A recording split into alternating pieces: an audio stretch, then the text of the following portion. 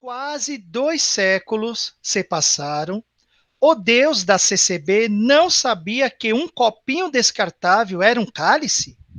Por que Deus falou para dar ceia no mesmo cálice? E agora mudou de ideia. Só uma observação. Ela coloca a palavra Deus em minúsculo, tá? E aí, Beto? Qual é a sua resposta referente a isso, a mudança do uso do cálice? E ela está questionando por que foi revelado de uma forma e agora está sendo revelado de uma outra forma. Primeiro que é lamentável a postura dessa senhora, né? Porque ela, no caso, ela faz o comentário ou a pergunta de forma muito desrespeitosa e de forma muito, ou seja, tendenciosa a respeito da congregação, porque ela justamente ela quer dizer que o Deus que a congregação assim aceita e cultua e crê é um Deus falso ou até mesmo o diabo, porque na Bíblia Deus com D minúsculo é deuses falsos, ou até mesmo o próprio diabo, que a Bíblia diz que ele é chamado de o Deus deste sistema de coisas, ou seja, deste século. E ele apresenta o diabo como Deus desse século com D minúsculo. Logo, ou seja, Deus com D minúsculo só está se referindo ao diabo ou a deuses falsos. Então, logo, esse comentário, ela sabendo disso e assim mesmo o fez, é justamente de cunho bem ofensivo, né, e bem agressivo contra a congregação, tá? Ela quis dizer que o Deus a qual nós servimos é um Deus falso, né? Não é o Deus verdadeiro, tá? Isso daí é blasfêmia, tá? De Norá, não pode fazer isso, tá? Agora, a respeito da questão do cálice, Será, Beto, que ela tem algum remorso no coração, alguma ira, né? Porque, veja, ela faz parte daqueles opositores, né? Que, inclusive, eu vou fazer uma dessas perguntas também dos opositores numa outra parte desse vídeo, né? Dos comentários, né? Mas será que ela tem algum remorso, algum ódio para ela fazer dessa maneira?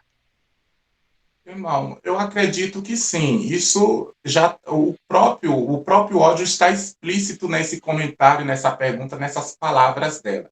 Porque se ela realmente quer aprender ou quer realmente entender, ela deveria, no caso, formular melhor a sua pergunta e não ficar atacando a fé da igreja, da congregação, que eu nem sei se essa senhora aí, ela já foi algum dia da congregação. Mas se ela foi um dia da congregação e agora ela está justamente Não, criticando, ela não foi da congregação. Ela não foi da congregação, não para deixar foi. claro. Não, ela só apoia os opositores nos seus canais. E nisso Então, ela fez essas logo, perguntas aqui no nosso canal. então, logo, é mais uma pessoa desinformada que realmente não conhece e vai pela cabeça dos outros, né? Não confere realmente as coisas e fica justamente falando ou repetindo que nem papagaio, né? Falando que o papagaio não entende nada, apenas repete, é o que ela faz, repete, vomita as mesmas coisas que os opositores assim falam ou fazem, né? Mas, lamentavelmente, o ódio dessa senhora a respeito da congregação está explícito nessas palavras, né? Porque você justamente chegar e atribuir o Deus da igreja, da congregação, como o diabo ou um Deus falso, você está não apenas atacando a fé da igreja, mas está atacando a divindade a qual é cultuada na congregação, que é o Deus Todo-Poderoso, Criador dos céus e da terra, né? Então, toma cuidado de ignorar, porque você não está atacando apenas o povo da congregação, tá? Você está atacando o Deus Criador dos céus e da terra, que é o qual cultuamos e louvamos e o adoramos, tá? Agora, em relação à questão do cálice único, ela disse que o cálice era copinhos, uma correção. Cálice não é copinhos descartável, tá? Como você falou, o cálice é taça, é uma taça. Isso está registrado até mesmo nos dicionários bíblicos. Eu aconselho a Dinorá dar uma lida nesses dicionários aqui, tá? É um dicionário teológico onde fala justamente as definições das palavras para não estar cometendo esses equívocos. Então, o cálice era uma taça que era utilizada justamente para beber vinho. Era uma taça exclusiva para beber vinho, tá? Não, inclusive, não existia copos descartáveis naquela época, tá? Só digno de nota, tá? De Noraia. Copos descartáveis é uma invenção nova, tá? Naquela época não existia. Mas tudo bem, vamos lá. Por que que a congregação adotou o uso de um só cálice ou uma só taça para poder servir a todos os membros da congregação nessa mesma taça no ato da ceia do Senhor, né, da Santa Ceia do Senhor? Porque, primeiro, na ocasião da Páscoa, quando Jesus institui a Santa Ceia do Senhor, isso está registrado no livro de Lucas, no capítulo 22, versículo 17, e também em 1 Coríntios 11, versículo 28, ali justamente demonstra que os primeiros cristãos ali, que estavam ali com Cristo naquele ato, é possível, é bem possível, ou seja, nítido de que eles participaram de um mesmo cálice, não apenas de um mesmo cálice, mas no mesmo cálice.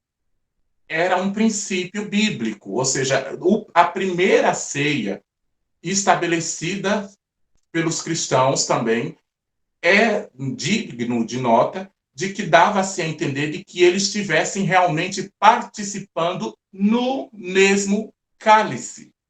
Isso está claro. Eu posso provar. Vamos ver 1 Coríntios 11, 28. Vou ler aqui. 1 Coríntios 11, 28 diz assim. Peraí, só estou abrindo aqui a Bíblia, tá? Olha só. Examine-se, pois, o homem a si mesmo. Olha só. Examine, pois, o homem a si mesmo, e assim coma deste pão e beba deste cálice. Ele não disse neste cálice, mas deste cálice. Compreende? Ele diz claramente aqui. Examine o homem a si mesmo e beba e coma deste pão e beba deste cálice. Então, logo, ou seja, o apóstolo Paulo estava mostrando o cálice e estava dizendo, beba deste cálice aqui, que eu estou te mostrando aqui. Jesus Cristo também, em Lucas 22, 17, ele diz claramente ali. Olha só o que Jesus diz em Lucas 22, 17. Ele diz, e tomando o cálice e havendo dado graças, observe que ele não tomou vários cálices, mas apenas um. E tomando o cálice e havendo dado graças, disse, tomai-o e reparti-o entre vós. A palavra reparti-o quer dizer compartilhai ou dividir entre vós deste mesmo cálice. Você compreende? Então, o que dá a entender é que os apóstolos, eles assim procediam. Porém, por isso que a congregação, a igreja sendo muito zelosa da doutrina de Cristo, eles procuravam sempre fazer de acordo com o que a palavra de Deus orientava e ensinava, sempre tendo zelo e cuidado da doutrina para não alterar nada dela. Nesse sentido, uma vez que a palavra de Deus não pode ser acrescentada e nem dela diminuída. Então, por esse cuidado, foi feito por um século, por mais de um século, dessa forma na congregação, visando a obediência, ou seja, do princípio justamente que era o cálice, servindo o cálice único, como acontecia na igreja primitiva do primeiro século, como acabamos de ler aqui na Bíblia. Porém, o que acontece? Nós temos que entender que naquela igreja, né, do primeiro século, naquele lugar, naquele ato, existiam poucas pessoas, poucos cristãos. E, além disso, não estava em período pandêmico. Não existia tantas doenças como hoje. Você entendeu? Então, ou seja, as doenças se multiplicou. Jesus já havia profetizado que nos últimos tempos haveria várias pestes, ou seja, várias doenças, várias calamidades. Então, justamente em obediência às leis sanitárias do país, para se enquadrar, ou seja, nas leis do país,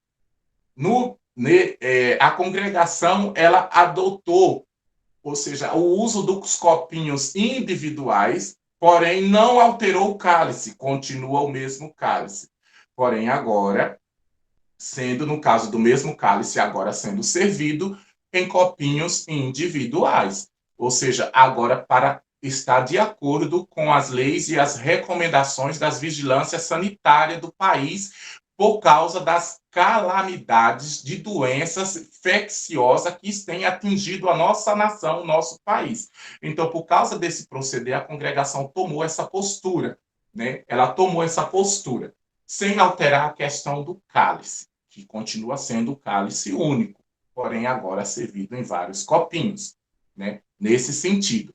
Porém, na igreja primitiva cristã, ali do primeiro século, não tinha tanta questão de doenças como tem hoje. As doenças não eram como as de hoje. Nós hoje estamos vivendo um período de várias doenças que estão surgindo.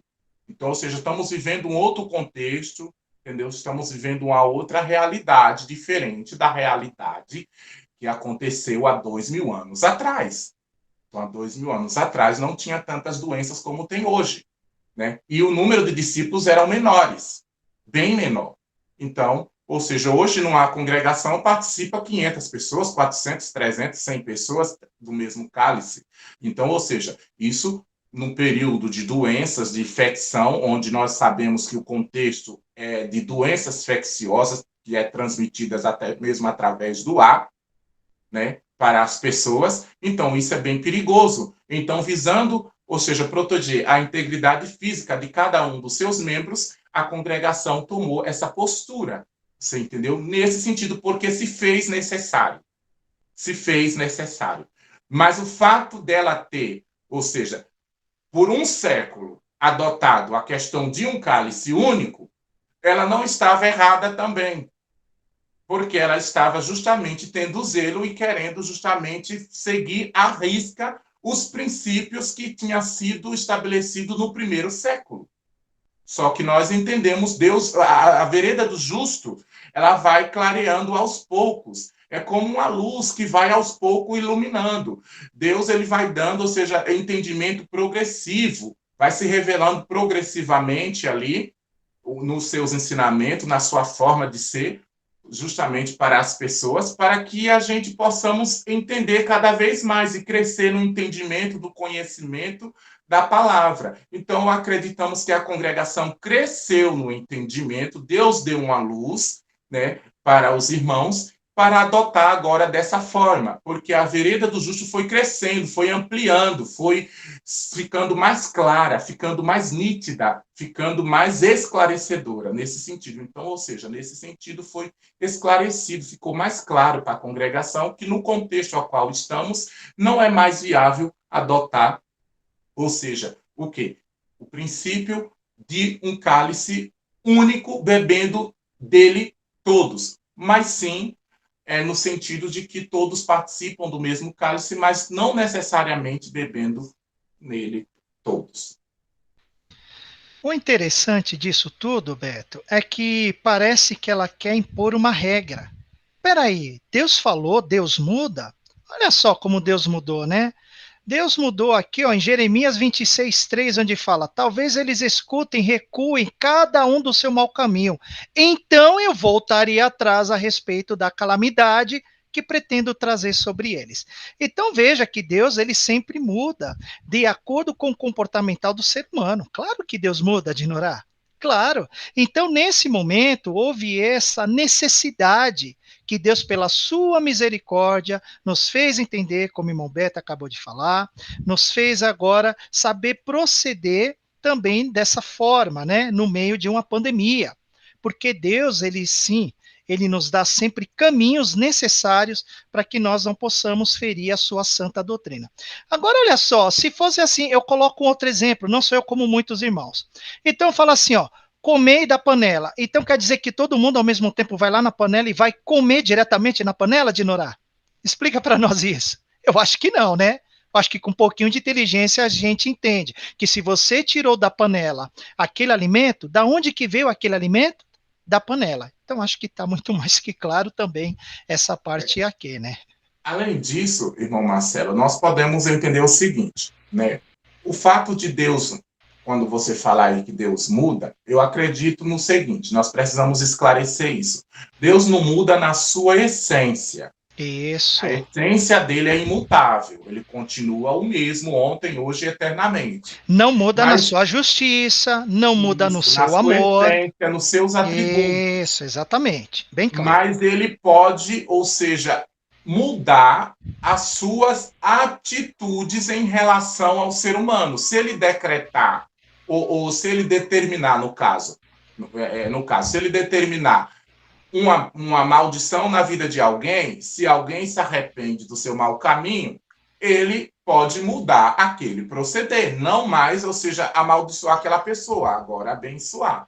Ou seja, Deus pode também, ou seja, a sua essência não muda, mas as leis mudam. O homem muda, as suas leis mudam, porque a própria Bíblia fala, mudando-se de sacerdote, se faz necessariamente mudança da lei. Logo, a lei de Deus ali mudou. Então houve esta necessidade. É isso que todos devem Exatamente. entender também Houve também nesse mudanças modo. na igreja primitiva, do primeiro século. E era a igreja de Deus, mas houve também mudanças. Olha só, na igreja primitiva do primeiro século não existia diáconos. Depois eles viram a necessidade de, ou seja, instituir diáconos na igreja. Por quê? Porque as viúvas, está escrito que as viúvas eram desprezadas no ministério cotidiano. Ou seja, na igreja primitiva do primeiro século, as viúvas cristãs, as mulheres viúvas cristãs eram desprezadas, ou seja, existia o desprezo. Logo, houve-se a necessidade de haver agora uma mudança, fazer o quê? E antes quem atendia essas necessidades eram os apóstolos, mas agora os apóstolos decidiram não mais se envolver nisso e instituir homens para cuidar desse negócio, e eles iriam se dedicar agora ao ministério da palavra, apenas ao ministério espiritual. Logo, a Bíblia fala que houve também alterações na igreja cristã primitiva do primeiro século. Além disso, ou seja, existia também um pensamento da igreja cristã primitiva do primeiro século que Deus fazia acepção de pessoas. Ora, Deus apenas era exclusivista. A igreja do primeiro século era exclusivista, sabia? Só aceitava judeu. Não aceitava gentil, era exclusivista. E era a igreja de Jesus Cristo, Pois é. revelada pelo Espírito Santo, era exclusivista, não aceitava judeu. Tanto é que quando Pedro teve na casa de um homem que era gentil e que batizou ele e a sua família, ele teve que se explicar, se justificar perante toda a igreja por que havia feito aquilo. Porque a igreja não aceitava gentios, apenas judeu. Achava que Deus apenas era dos judeus e não dos gentios. Que Deus queria salvar apenas os judeus e não apenas os gentios. Era um entendimento da igreja cristã primitiva do primeiro século, que foi, inclusive, ou seja, modificado esse entendimento, foi corrigido. Foi corrigido. Deus foi corrigindo isso aos poucos, dando entendimento aos apóstolos, dando luz, fazendo eles entender que não era desse jeito. Você entendeu? Então, ou seja, mas nem por isso, ou seja, ninguém estava jogando pedra dos meios dos cristãos na igreja e defamando a igreja, dizendo essa igreja é exclusivista, essa igreja não é obra de Deus, essa igreja é do diabo, essa igreja é não sei de quê, essa igreja não aceita. Irmãos, quem fazia isso eram opositores, mas opositores judeus, que não tinham se convertido ao verdadeiro cristianismo e não cria na pregação do evangelho. Esse chamava realmente a igreja do primeiro século de seita, de falsos, entendeu? Então, ou seja, de pessoas, ou seja, que eram, ou seja, que pregavam uma palavra falsa. Então, ou seja, um evangelho falso. Então, ou seja, era apenas, no caso, os judeus que não criam no verdadeiro cristianismo que tinha essa postura e essa posição. Assim como, infelizmente, muitos opositores da atualidade o fazem, como no caso da senhorita, eu não sei se é senhora ou senhorita de Norá. Né? De Norá, isso mesmo. Então, de Norá, está aqui mais uma resposta dos seus comentários, de que, havendo necessidade, Deus muda e Deus sempre mudará para que o seu povo possa servi-lo, ele, cada vez mais melhor.